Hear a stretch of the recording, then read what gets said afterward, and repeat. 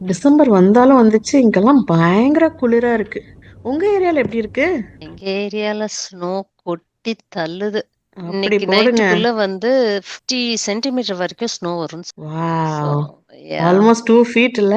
யா யா yeah so snow பார்க்கறதுக்குலாம் அழகா தான் இருக்கும். வீட்டுக்குள்ளாரே இருந்து ஸ்னோ மட்டும் பார்த்துட்டு இருந்தேன்னா செம்மையா தான் இருக்கும். எங்கேயாவது வெளியிலலாம் போணும் அப்படின்னா தான் ரொம்ப ப்ரிப்பேர்ட் ஆயி போணும். ஒண்ணும் கஷ்டம் கிடையாது. ஆனா ரொம்ப ப்ரிப்பேர்டா நெறைய மல்டி லேயர்ஸ் போட்டுக்கணும்.